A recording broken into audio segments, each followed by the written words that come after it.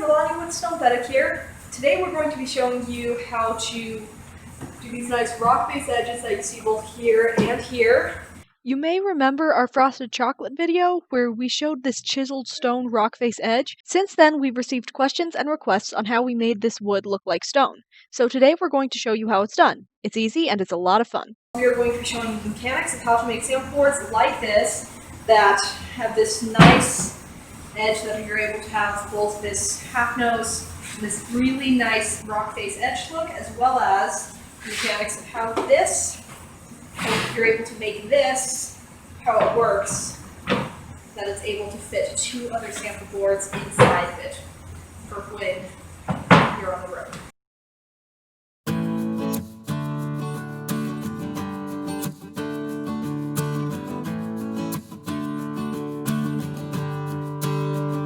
Hey guys, Melanie with Stonethetic here. So today we have here my dad. His name's Aaron Brown. So sometimes what we do is get an example of the actual real thing, since we like to show how to replicate natural looking stone using synthetic materials. We are planning on having you chisel stone today just to give a look on what a natural rock face edge would look like. Okay, well, it's actually very easy to chisel stone. So I have here a field of stones. We'll go ahead and chisel this one here, and all it takes is our angle grinder with a diamond blade in it. We'll cut a line about as deep as the blade can go, and then we'll use a cold chisel. We'll set it in there, and we just give it a light tap, and we chisel it. So we'll go ahead and get started.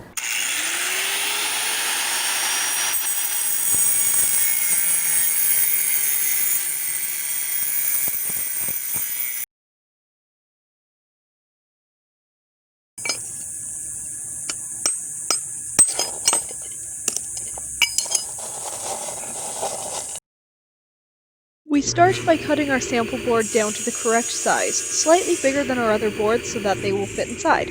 Now we're ripping thin strips for the sides of the board, a 1-inch strip and an 1.5 inches that will fit over it. Now we're attaching the sides and measuring the length to trim that on the compound miter saw.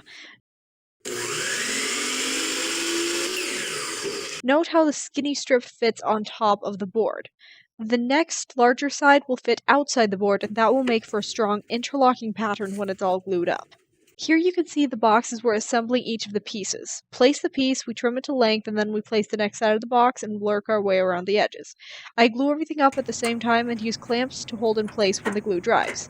You can never have too many clamps in your workshop. With the glue dry, I am removing the clamps and you can see the final result here.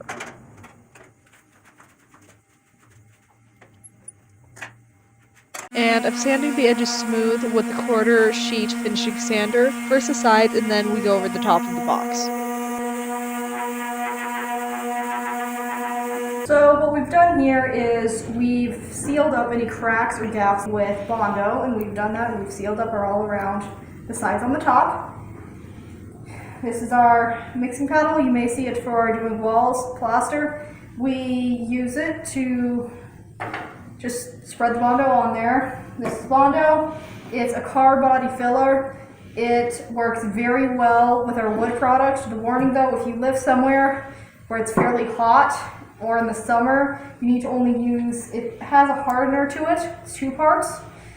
You will only want to use a very slight amount of this. Otherwise it will stiffen up on you. It will harden so quickly. It'll be seconds and it'll be gone. So very little of this. If you live somewhere hot, if you live somewhere colder, then you probably need to use more, but if you're somewhere hot, make sure to be wary about that. And this thing smells horrible.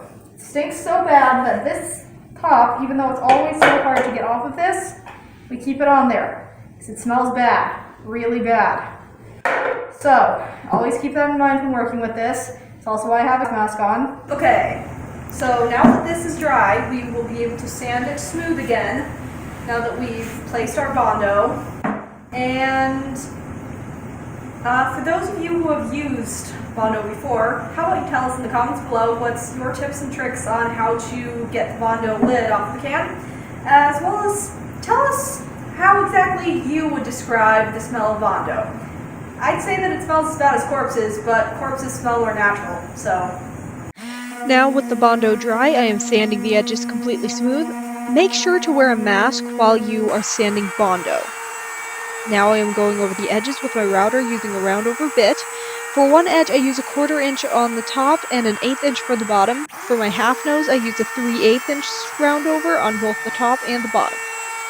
Now that we've gotten back from chiseling our stone, what we're going to do is we're going to make this edge look like a chiseled stone edge.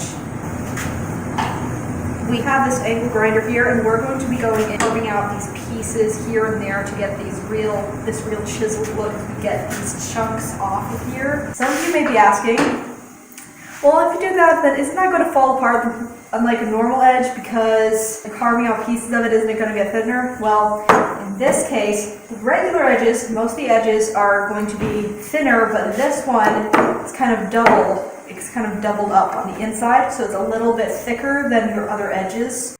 Use the angle grinder to somewhat sculpt the edges. Don't worry about how it looks at first. The more you distress the edge and the more radical you get with it, the better it will look in the end. I use some slashing marks with the grinder, as well as you can go over a part and make some divots in it by going into it repeatedly.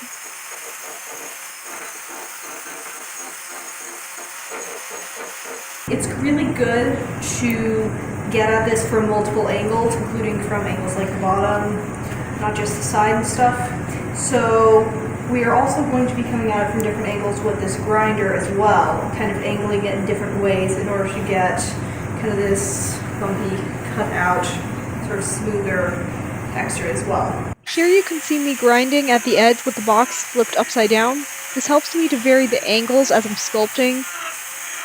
Try to grind away at it from an edge and then the face, and then you pick another direction and you go at it again. I like to pick at least one spot from the bottom and kind of undercut the edges somewhat. It gives a great look, and by that I mean I sort of make this dent into the bottom of it. And just have fun with it. You can't overdo this type of effect. It is meant to be a quite outstanding, bold effect for the people who are buying it. Now with my box flipped back upright, I continue to distress the edge with the grinder, and it's really starting to take shape here. From this angle, you can really see how my edge is starting to look. There are some strong grinder wheel marks right now, but our next step will help make those look more natural in just a minute.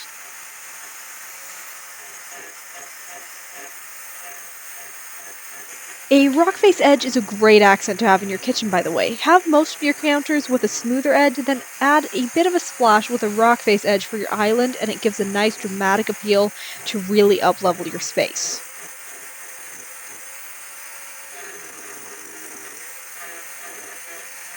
Then I go back at the edge with the power sander. This helps to smooth out some of the harsh grinder marks on the edge and get ready for the future texture effect.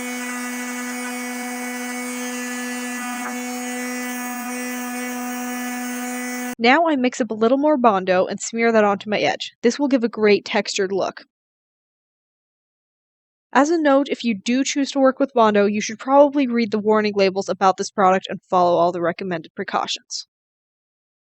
When smearing the bondo on, I like to skip some areas, which further gives a few high and low points.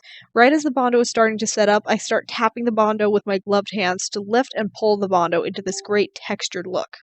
And here you can see how that looks. This leaves a few sharp high points that would not be pleasant to run your fingers along, so I will lightly sand the high points back down with a sander. That will help keep the look but make for a nice pleasant edge that's easy to touch and easy to clean.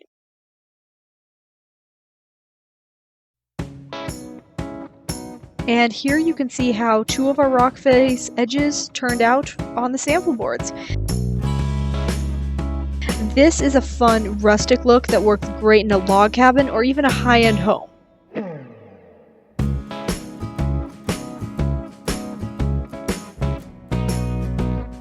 And stay tuned for our part 2 of this video series, where we will take the sample board and turn it into a classic Carrara marble that you see here.